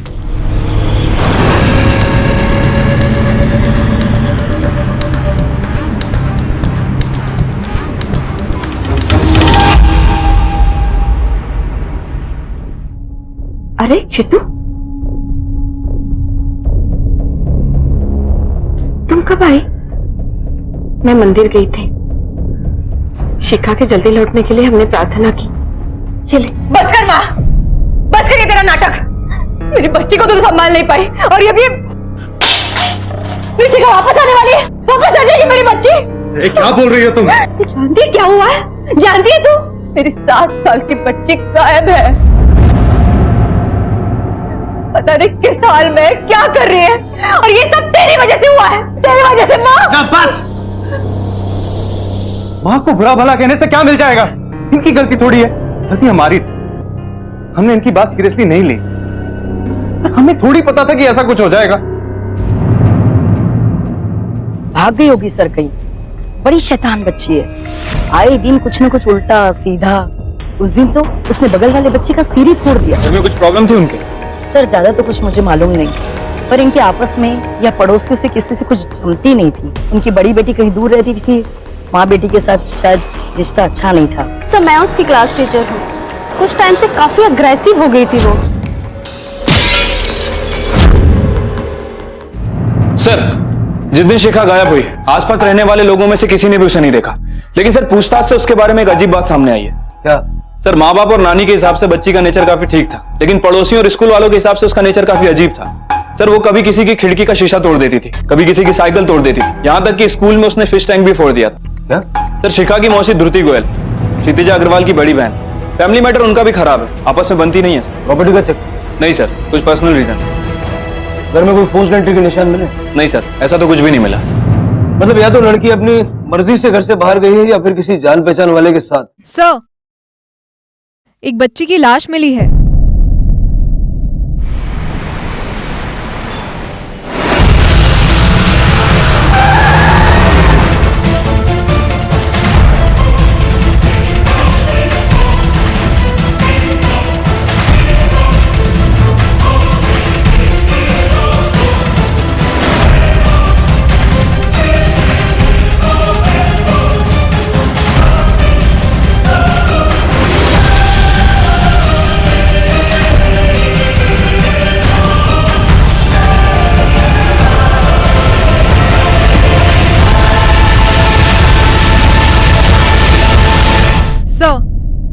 शिखा अग्रवाल की पोस्टमार्टम रिपोर्ट। सर बच्ची की मौत दम घुटने की वजह से हुई है। बच्ची के मुंह में कपड़े के ट्रेसेस भी मिले हैं। सर हो सकता है कि उसे कपड़े से उसका दम घोटा गया हो। सर इसके अलावा नो सेक्सुअल असॉल्ट। नीरज, बच्ची के पास ना तो पैसे थे ना मोबाइल फोन जो कोई चोरी या लूट के इरादे से उसे मार, ना ही कोई सेक्सुअल असॉल्ट। पक्का ये मर्डर किसी पर्सनल दुश्मनी का नतीजा है। फैमिली को पूछताछ के लिए फिर से बुलाओ, वो लोग हमसे कुछ ना कुछ तो छुपा है। Okay sir. हमसे किसी को क्या दुश्मनी हो सकती है भला? शिखा हाल ही में काफी शरारती हो गई, जानते हैं? सर बच्चे तो नादानी में शैतानी करते ही हैं। मैंने इन्हें बार बार बोला था। मैं अब भी कह रही हूँ, तुम दोनों वापस आ जाओ। काम जरूरी है, लेकिन अपने बेटे के बचपन के सुनहरे दिनों को अनदेखा मत करो। माँ अब आप जरा संभाल लो वहाँ पे, मैं आपको बाद में फोन करती हूँ। हाँ मैं करती हूँ। मैं मानता हूँ कि शिखा आउट ऑफ कंट्रोल हो गई थी, लेकिन इस वजह से कोई उसे। आपकी वाइफ क्षितिजा कहाँ है? सर उसकी तबीयत ठीक नहीं है, वो घर पे रेस्ट कर रही है। जा सकते हैं।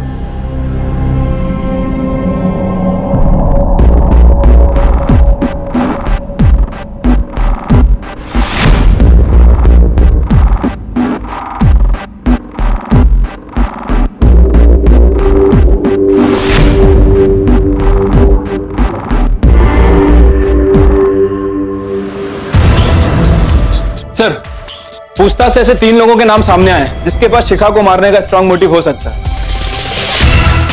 सर ध्रुति, शिखा की मासी, जिससे गरिमा की शिखा की वजह से झगड़ा हुआ था। ध्रुति का पति शेखर। शिखा, अगर तू मेरे बेटे के आसपास भी नजर आई ना तो सीधा पुलिस में शिकायत करूंगा, छोड़ूंगा नहीं मैं। लेकिन सर एक बर्थडे पार्टी खराब होने पर हम लोग थोड़ी ना किसी की जान ले लेंगे, वो भी एक बच्ची की। सर भांजी वो मेरी। हम उस बर्थडे पार्टी की बात नहीं कर रहे, हम उस तमाशे की बात कर रहे हैं जो पार्टी के बाद हुई। आए हुए सारे दोस्तों और मेहमानों के सामने तुम्हारी माँ ने तुम्हें चाटा मारा। माँ, मुझे मेरे माँ ने चाटा मारा था, किसी अजनबी ने नहीं। वैसे भी माँ के हाथों बेइज्जत होने की अब आदत हो चुकी है, यही तो करती आई है वो शादी से लेके अब तक। सर मैं पागल नहीं हूँ सर, और ना ही मर्डर जो एक छोटी बच्ची का जान लेगा। उस लड़की ने मेरे बेटे की जिंदगी बर्बाद कर दी सर। बेसिक एबीसीडी बोलना भूल गया है वो सर, जो कल तक कहानियां लिखा करता था, मोटी मोटी किताबें पढ़ा करता था सर। और जब मुझे ये पता चला कि ये सब नतीजा उस सर पर लगी हुई चोट की वजह से है, मैं गया था, चाहता था कि उनका घर जला दूं सर। कहां है वो? निकालो उसे बाहर, मेरे बेटे की जिंदगी खराब करके रख दी। शिखा लापता है, पता नहीं कहाँ चली गई। हाँ साहब वो आए थे, लेकिन जब मैंने उन्हें शिखा के लापता होने की बात बताई वो चले गए। एक बात बताइए, जब आप शिखा की मिसिंग रिपोर्ट लिखवाने आई थी तब, और बाद में जब पता चला कि शिखा का मर्डर हो गया और हम आपसे दोबारा मिले तब, दोनों दफे आपने इन घटनाओं का जिक्र तक नहीं किया।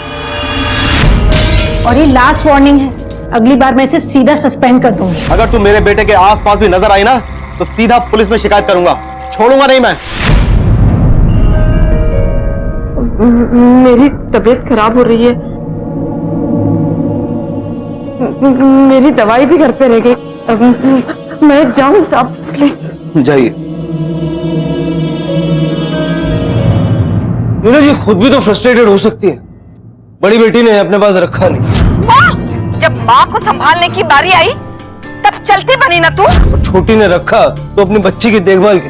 मैं अब भी कह रही हूँ तुम दोनों वापस आ जाओ। माँ आप जरा संभाल लो वहाँ पे, मैं आपको बाद में फोन करती हूँ। मोबाइल फोन रखती है अपने पास? हाँ सर, लेकिन वो हमेशा घर में ही रहता है, उसी पे सारे कॉल्स आते हैं। इसके कॉल रिकॉर्ड निकलते हैं, देखते हैं किस किस के टच में है।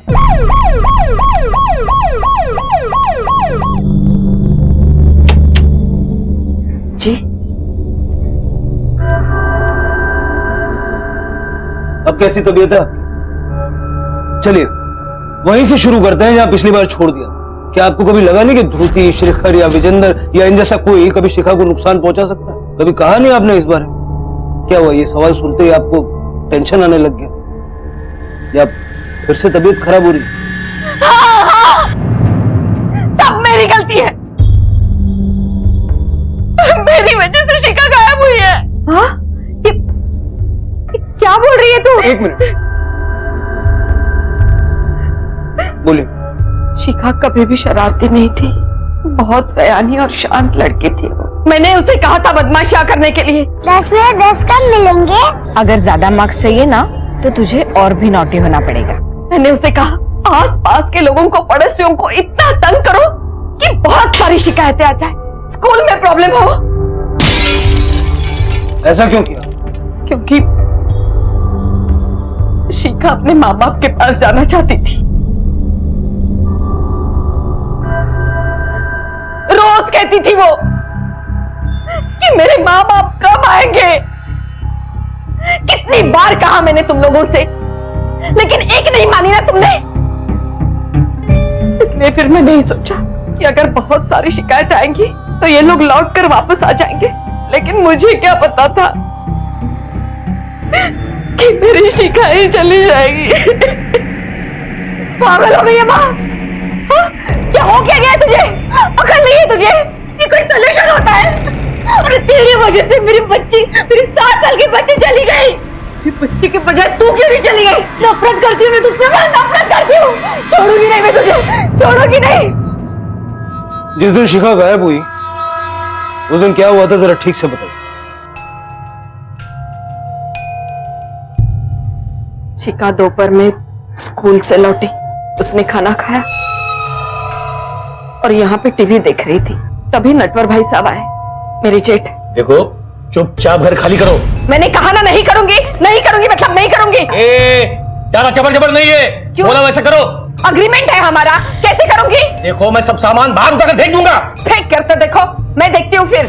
मुझे बाहर एक जरूरी काम था, इसलिए मैंने शिखा को सिर्फ आधे घंटे के लिए अकेला छोड़ा और मैं बाहर चली गई। जब मैं लौट कर आई तब वो यहाँ नहीं थी। बाहर मतलब कहाँ गई थी आप? वो यहाँ मेरी सहेली रहती है, मिसेस शुक्ला, उसकी बहू आई है कनाडा से, बस उसे मिलने के लिए गई थी मैं। सर ये गरिमा अजीब औरत है, इसी की वजह से शिखा अचानक इतनी शरारती हो गई और उसे घर छोड़ के जाना पड़ा। चाहे शिखा अपनी मर्जी से घर से गई हो या कोई उसे लेके गया, जिस तरह से उसका मर्डर हुआ है, निजी दुश्मनी के एंगल को रूल आउट नहीं किया जा सकता। ये गरिमा का जेठ नटवर काफी दिनों से उन्हें बाहर निकलवाना चाहता।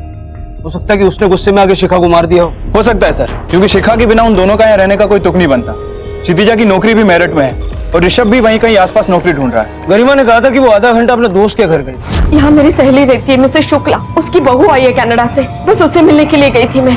जरा वेरीफाई करो और इस नटवर का बैकग्राउंड भी चेक करो, देखना पड़ेगा उसका मोटिव कितना सॉलिड। Okay sir. देखिए डिप्रेशन हावी हो रहा है उनपे, मैंने दवाइयां लिख दी है, आप देख ली कि वो टाइम पे टाइम लेते रहे। आप उनसे बात कीजिए, किसी भी तरह उनको बिजी रखिए, उनके मन को प्रसन्न कीजिए, ठीक है?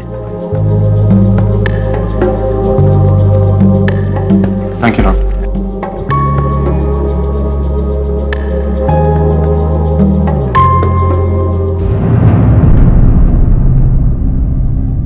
रणधीर बेटा, अब क्षितिजा के ऑफिस से फोन है। हेलो, अब मैडम एक्चुअली इस टाइम वो हालत में नहीं है। आप तो जानते हैं ना कि हमारी बेटी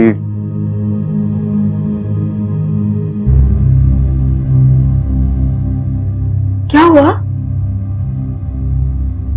क्षितिजा को जॉब से निकाल दिया। सर मैंने नटवर का बैकग्राउंड चेक किया है। सर इसके पास शिखा को मारने का सबसे स्ट्रांग मोटिव हो सकता है, क्योंकि गरिमा और उसका परिवार पिछले 20 सालों से पगड़ी सिस्टम पर इसके घर पर रह रहा है। सर वो जहां हर महीने के लाखों रुपए कमा सकता है, उसे केवल 500 से 600 रुपए मिल रहे हैं, और सर इसी वजह से वो काफी गरीबी में है। रणधीर और क्षितिजा के मेरठ जाते ही इसे लगा होगा कि बड़ी आसानी से घर खाली करवा लेगा, लेकिन ऐसा हुआ नहीं। शिखा के स्कूल के चलते शिखा और गरिमा यही रह गए। अगर शिखा ना होती तो आपको घर अपना वापस मिल गया होता। हाँ लेकिन मैंने कुछ नहीं किया शिखा को, बच्ची है वो, मेरी भी तो नवासी हुई ना, और फिर सबसे ज्यादा नुकसान तो मेरा हुआ है साहब। नटवर साहब ड्रामा बंद करो, ठीक से बताओ क्या हुआ था उस दिन। उस दिन मैं गरिमा से मिलने गया था, बात करने गया था, अचानक वो मुझ पर बरस पड़ी, चीखने चिल्लाने लगी, तो मैं वहां से निकल गया। तमाशा करने थोड़ी गया था साहब, बात करने गया था। बात करने गया था, लेकिन तुम्हारे फोन ट्रायंगुलेशन रिकॉर्ड के हिसाब से तुम 2 घंटे तक उस एरिया में भटक रहे थे। कर क्या रहे थे वहां पे? मौके का इंतजार, कब गरिमा का ध्यान हटे और कब ये शिखा को दबोच ले। नहीं साहब ऐसी बात नहीं है, मैं उसी मोहल्ले में बड़ा हुआ हूँ, मेरे सारे दोस्त वही रहते हैं, चाहे तो आप तसल्ली कर लो साहब। उस दिन में मैं वही था, 1-2 दोस्तों से बात की, बस फिर घर चला गया। ठीक है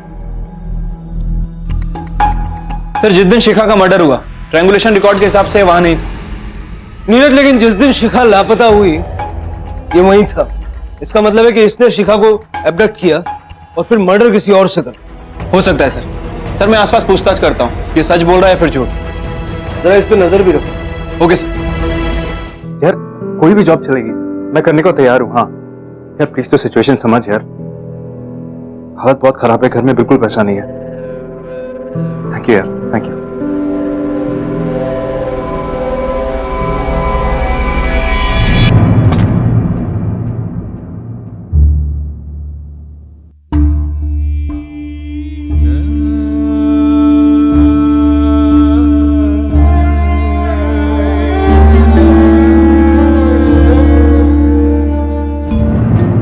सर, एक आदमी आया है, कह रहा है उसने शिखा को देखा था, उसके साथ एक औरत भी थी। लेके आओ उसे। Okay sir.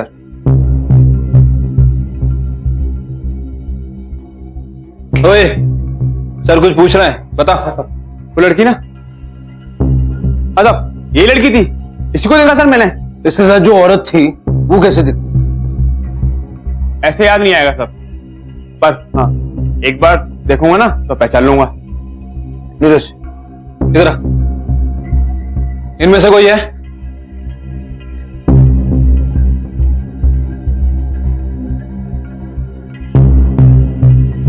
नहीं साहब, इनमें से तो कोई नहीं है साहब। उसकी शक्ल या हुलिया याद है?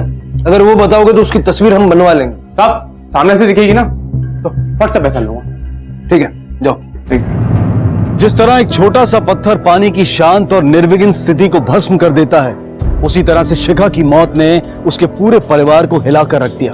और कौन था यह आदमी जो शिखा के साथ एक अपरिचित महिला को देखने का दावा कर रहा था? क्या उसकी बात में कोई सच्चाई थी? और अगर हां, तो कौन थी यह रहस्यमयी महिला? शक के घेरे में कई लोग थे, लेकिन उनके खिलाफ ठोस सबूत एक भी नहीं।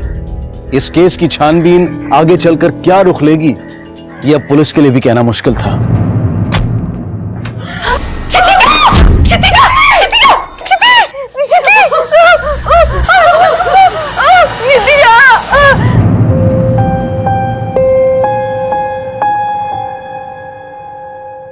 वो बहुत डिप्रेशन में थी सर, उसका इलाज भी चल रहा था। इसी डिप्रेशन की वजह से उसकी जॉब भी चली। जो भी है, इम्प्रूवमेंट तो हुई थी जब से मैंने वहां आकर मिलना शुरू किया तब से। तुम कह रहे हो कि डिप्रेशन में थी, तुम कह रही हो इम्प्रूवमेंट थी। सर फिर धृति से होगी। सर 1 हफ्ते पहले ही मेरी नौकरी लगी है और मैं मेरठ में ही था। क्योंकि मेरठ जाने के बाद से मेरी उससे ज्यादा बात नहीं होती थी। मैं जब भी फोन करता था या तो वो सो रही होती थी या उसका बात करने का मूड नहीं होता। कभी जिक्र किया उसने सुसाइड का, मरने का या ऐसा कुछ? कल रात उसने मुझे अचानक अपने कमरे में बुला लिया और उसने मुझे सॉरी बोला। सॉरी? लेकिन सॉरी क्यों? नहीं पता, फिर पलट कर सो गई। मेरे भी समझ में नहीं आई ये बात। पुलिस शिखा मर्डर की इन्वेस्टिगेशन में पूरी तरह जुट गई थी और तभी क्षितिजा की रहस्यमय तरीके से मौत हो गई। ये केस जो एक बच्ची की गुमशुदगी से शुरू हुआ था, अब एक मर्डर या शायद सुसाइड केस में बदल चुका था। आखिर किसने मासूम शिखा को मारा था और क्या क्षितिजा की सुसाइड के पीछे कोई साजिश थी? सर पोस्टमार्टम रिपोर्ट के हिसाब से क्षितिजा के गले पर और हाथों पर रस्सी के निशान है और बॉडी पर भी बहुत सारे स्ट्रगल के निशान है। लेकिन जो निशान उसके हाथों पर है उसे देखकर ऐसा लग रहा है कि वो सेल्फ डिफेंस में है। कोई उसका गला घोट रहा था और बचने की कोशिश कर रही है। किसके पास हो सकता है क्षितिजा को मारने का स्ट्रॉन्ग मोटिव? क्षितिजा के रिसेंट फोन रिकॉर्ड्स हैं? नहीं सर, दिल्ली आने के 2 दिन बाद तक के ही मंगवाए थे। उसके मरने तक के सारे फोन रिकॉर्ड्स मंगवा लो और मेरठ जाके पर्सनली पूछताछ। Okay sir. सर आपको किसी पर शक है? अभी तक तो नहीं, लेकिन मुझे एक बात खटक रही है। रणधीर, गरिमा और ध्रुति इन्होंने एक झटके में मान लिया कि क्षितिजा ने सुसाइड किया है। कुछ तो है जो ये लोग छुपा रहे हैं। Yes sir. सर ध्रुति ये अचानक क्षितिजा से मिलने लगी और सर रणधीर इसकी जॉब भी लग गई, वो भी मेरठ में। और ये सब क्षितिजा की मौत के जस्ट पहले हुआ। इन सबके कॉल रिकॉर्ड्स और ट्रायंगुलेशन निकलवाओ और ये रणधीर और क्षितिजा के मेरठ वाले घर का सर्च वारंट लेके जाओ। Okay sir.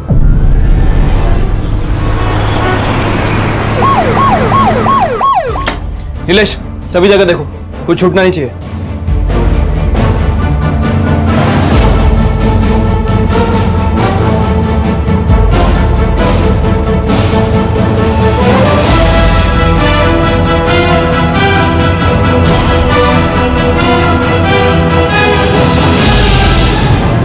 रणधीर अग्रवाल, जानते हो ये क्या है?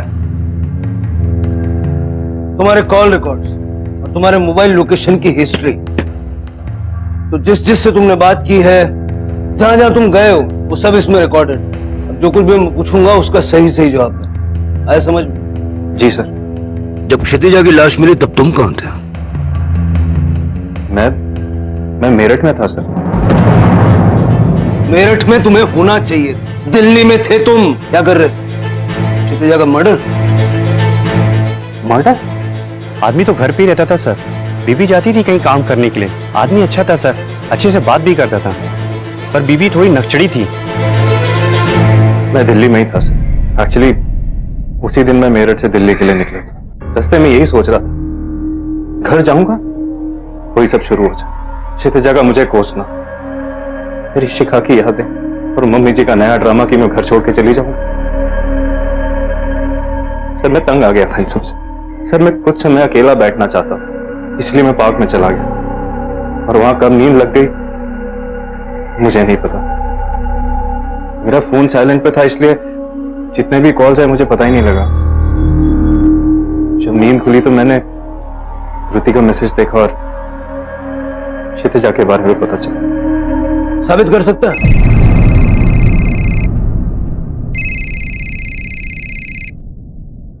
हाँ नीरज, देख तेरे डाइवोर्स पेपर, इसमें तेरे सिग्नेचर हैं लेकिन क्षितिजा के नहीं। क्यों? क्या चल क्या रहा? तुझे डिवोर्स चाहिए था, क्षितिजा को नहीं चाहिए था। पहले बेटी को मार दिया और फिर बीवी को। अफेयर चल रहा था?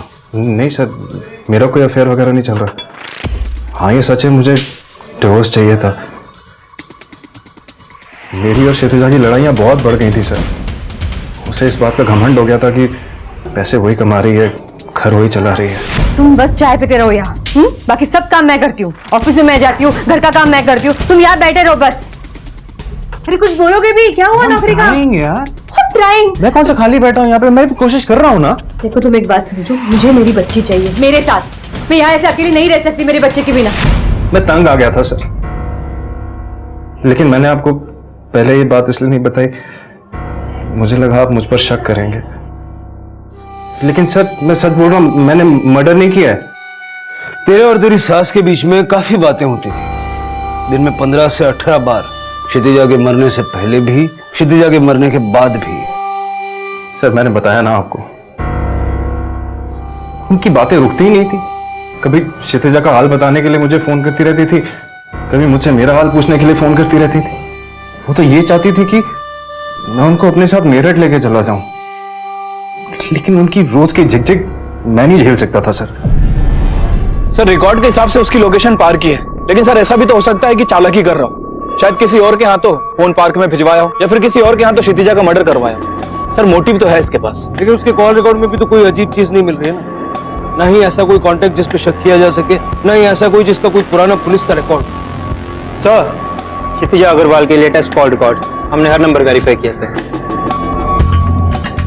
एक राय ओल्ड एज होम, क्षितिजा इस ओल्ड एज होम के साथ कांटेक्ट में थी। गरिमा की? नीरज मुझे शक है कि कहीं गरिमा नहीं तो क्षितिजा को नहीं मारा, क्योंकि क्षितिजा के लिए इतना सब कुछ करने के बाद जब वो उसे ओल्ड एज होम भेज रही थी तो ये जानकर गरिमा को गुस्सा जरूर आया। जब क्षितिजा का मर्डर हुआ तो गरिमा कहाँ? सर धृति के बयान के मुताबिक गरिमा मंदिर में थी और धृति ने ही गरिमा को मंदिर से पिक किया था। सर कहीं ऐसा तो नहीं कि रणधीर और गरिमा आपस में मिले हों और इन दोनों ने ही मिलकर क्षितिजा को मारा? गरिमा को लेकर? Okay sir. आप सोच भी कैसे सकते हैं कि मैं मेरी बेटी को इस तरह, वो भी इस उम्र में? हो सकता है आपकी किसी ने मदद की हो। रणधीर आपका दामाद, काफी बातें होती थी आपकी उसके साथ, नहीं? साहब रणधीर पर शक करना तो और भी गलत है।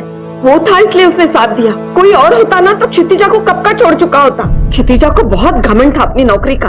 माना कि रणधीर के पास नौकरी नहीं थी, लेकिन बहुत अच्छा इंसान है वो, किसी को जानबूझकर नुकसान नहीं कर सकता।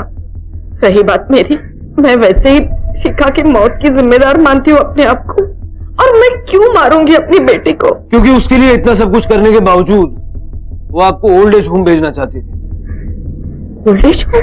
हाँ, हमें वहां से एक स्लिप मिली है जिस पर आपके दस्तखत थे।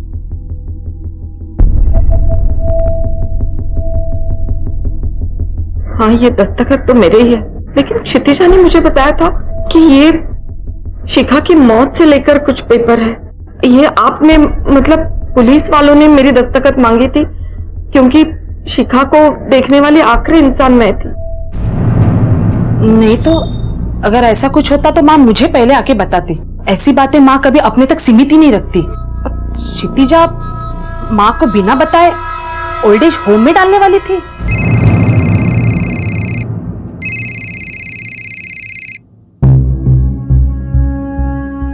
ठीक है, उससे बोलो नजर रखें, हम लोग आ रहे हैं। ओके।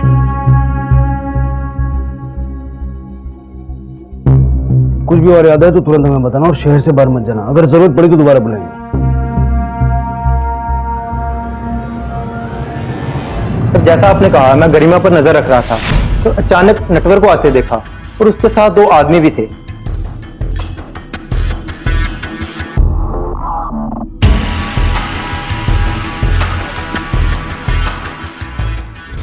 कमाल है, पहले तो गरिमा नटवर को अपने घर के आसपास भी फटकने नहीं देती। अब अचानक चाहता है कि हम इस घर से चले जाएं और चाहकर भी जबरदस्ती नहीं कर सकता क्योंकि हमारे पास कॉन्ट्रैक्ट है इस घर का।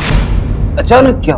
सर कहीं ऐसा तो नहीं कि गरिमा को डराने के लिए नटवर ने ही क्षितिजा और शिखा का खून किया? और सर ऐसा हो सकता है कि बिल्डर ने ये सब करने में उसकी मदद की हो। कल गरिमा के घर के बाहर किस बात के पैसे मिले थे तुझे? अब वो गरिमा के नहीं, मेरे घर के बाहर। वो मेरा घर है साहब, और वो मैं बेच रहा हूँ बिल्डर को। अब मेरा घर है तो मैं कुछ भी कर सकता हूँ ना। मैंने गरिमा को भी मना लिया है। अच्छा, कैसे मना लिया? क्योंकि इतनी आसानी से तो वो जाएगी नहीं और जबरदस्ती तू उसे निकाल नहीं सकता, डरा धमका के मनाया।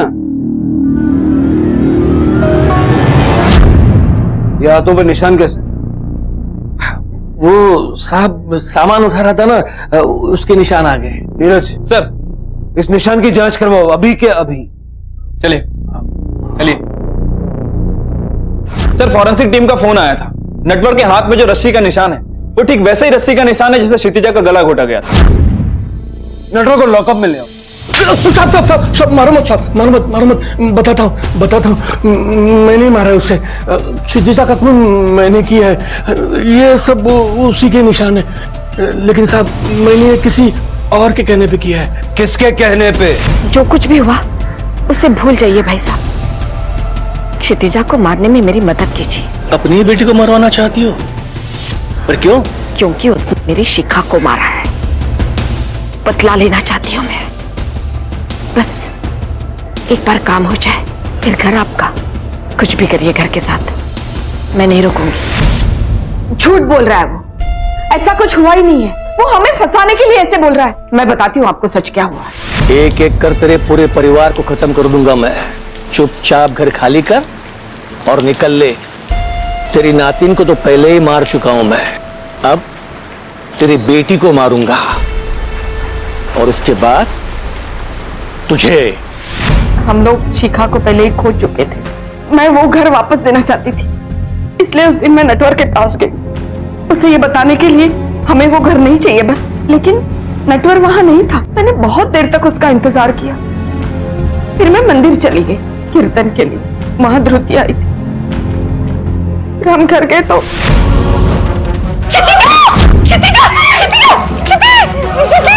क्षितिजा को पंख। ठीक है, आप जा सकती हैं।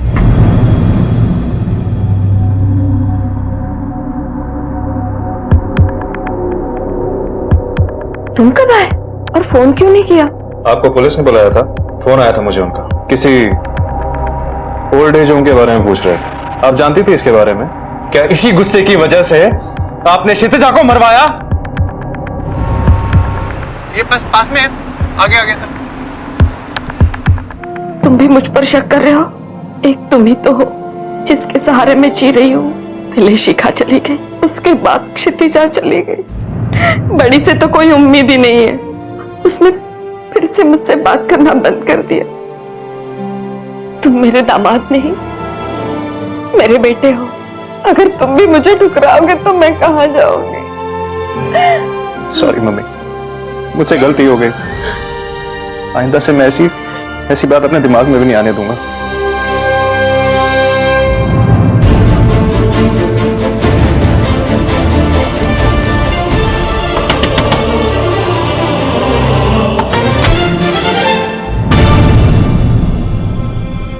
हाँ साहब, यही औरत थी, इसी को देखा मैंने उस लड़की के साथ। आप मुझे क्यों यहाँ ले जा रही हो?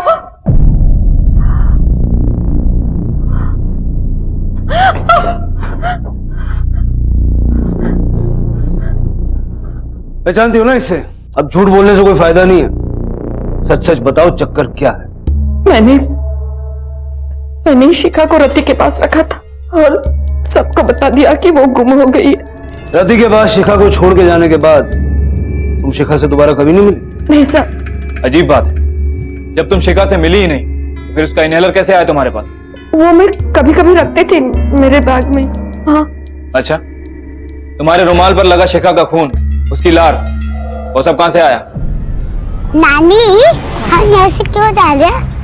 बेटा ये शॉर्टकट है, यहाँ से हम जल्दी घर पहुंचेंगे, समझी? अच्छा तुझे याद है ना मैंने क्या सिखाया?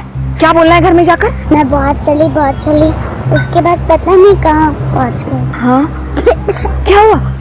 क्या हुआ? हाँ हाँ हाँ हाँ, एक मिनट।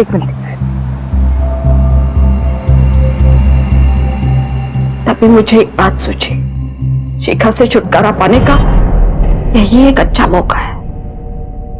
मुझे लगा था वो टॉमिक अटैक से मर जाएगी, लेकिन वो कोशिश की जा रही थी। नवासी को, फिर बेटी को, मैं तुम्हें सच बोल रहा था, तुमने और उसने मिलकर क्षितिजा को मार दी है ना?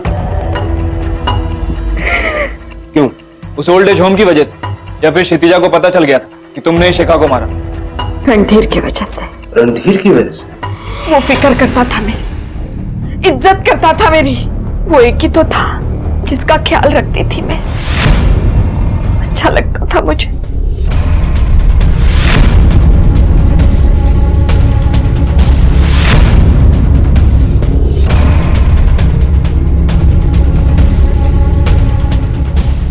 वो दामाद नहीं, बेटा था मेरा, एक ऐसा बेटा जिसे अपनी माँ की कदर थी। रणधीर को अपने पास लाने के लिए शिखा की बलि चढ़ाई, और क्षितिजा के साथ क्या किया? अरे तू सोई नहीं अभी तक? बहुत सो लिया माँ, अब काम करने का वक्त आ गया है। ऐसे ही सोती रही तो जिंदगी ऐसे ही निकल जाएगी। मैं मेरठ वापस जा रही हूँ, रणधीर के पास एक अच्छी सी नौकरी ढूंढ लूंगी। अच्छा, कब जा रहे हैं हम लोग? हम नहीं, मैं अकेली जा रही हूँ, लेकिन तू फिक्र मत कर, तेरा इंतजाम मैंने कर दिया। एक अच्छी जगह है, बहुत लोग होंगे वहां, तू अकेली नहीं पड़ेगी। मुझे वृद्धाश्रम से कोई दिक्कत नहीं थी, दिक्कत थी बस रणधीर से दूर जाने में। तभी मुझे विश्वास हो गया, क्षितिजा मुझे रणधीर से अलग करना चाहती है। मैंने सोच लिया था, रणधीर के लिए क्षितिजा को रास्ते से हटाना होगा। जाते जाते तुम्हारी एक और गलतफहमी में क्लियर कर देता। रणधीर तुमसे वाकई में छुटकारा चाहता, और ये बात उसने खुद हमें बताई। झूठ बोल रहे हैं आप क्षितिजा की तरह। रणधीर इज्जत करता है मेरी, उसे मेरी जरूरत है। मेरी तरह उसका ख्याल कोई नहीं रख सकता। ठीक है, मत, लेकिन सच तो यह है कि तुझ पे अपने दामाद की खातिरदारी का पागलपन सवार, और इसी पागलपन के चलते तुमने अपनी नवासी और अपनी बेटी को मार दिया। तुम कुछ भी हो सकती हो, लेकिन मां ने। देखा जाए तो अमृत भी अत्यधिक मात्रा में जहर बन जाता है। गरिमा का इरादा गलत नहीं था, वो सिर्फ रणधीर को स्नेह देना चाहती थी, उसका ख्याल रखना चाहती थी, पर उसकी ये इच्छा एक दिन उसका जुनून बन गई, और इसी जुनून की वजह से पहले उसने अपनी नवासी को गायब करवाया, और फिर उसके बाद उसकी निर्मम हत्या कर दी, और आगे इसी पागलपन की बदौलत गरिमा ने अपनी ही बेटी की बलि चढ़ा दी। रणधीर को यकीन ही नहीं हुआ कि उसकी सास ने ही उसकी बेटी और बीवी का खून किया है।